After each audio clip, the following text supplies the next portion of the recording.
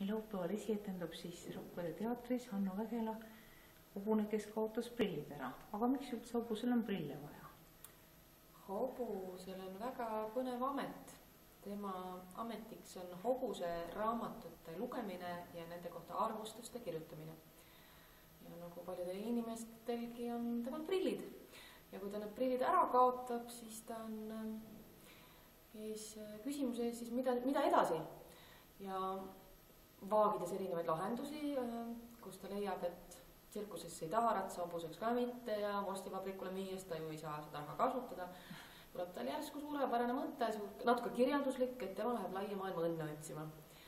Ja nii ta lähebki laia maailma õnne otsima, mida ta siis selle silmas peab sellel, ega ta ise ka väga täpselt ei tea, aga ta leiab midagi kindlasti. Ma arvan, et see õnn või see õnn on just täpselt see, mida ta ka sealt leiab. Ja kellele see on see lavastus mõeldud, kes on selle publik? Ta on välja kuulutatud kui lastelavastus.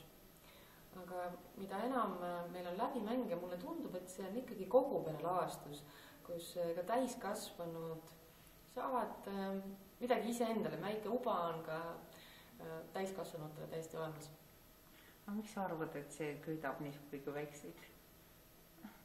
Meil on tulnud selline väljend nagu virvendamine selle lavastusprojekti käigus, et mis tähendab seda, et lastel peab olema kogu aeg midagi, mis neid köidab. Liikumine, värvid, muusika, tegevused.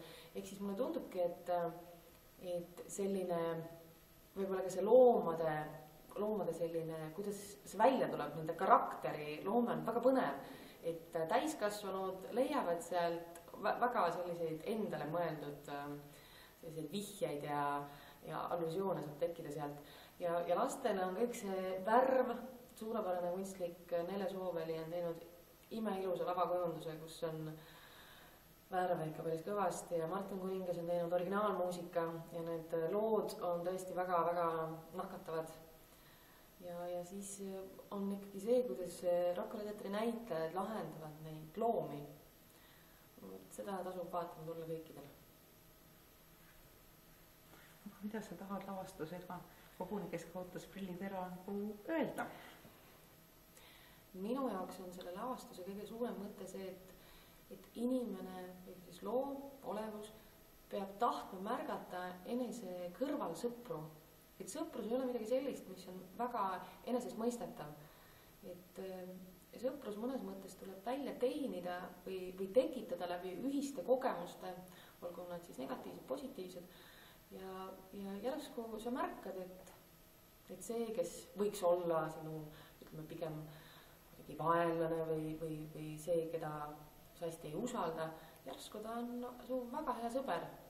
Ja ongi see, et oskus, tahe märgata sõpra. Nii et siis prillidega näeb mõnikord paremini. Prillideta näeb mõnikord paremini, sellepärast, et siis sa hakkad rohkem enese ümber vaatama või nägema asju teises valguses. Et mõnikord tasub prillid ära kaotada küll ja minna laia maailma õnne otsima. Ja küsin ikkagi lõpetuseks seda ka, et missugune on sul suhe päris hobustega? Päris hobustega on suhe natukene selline imetlev ja kartev pigem.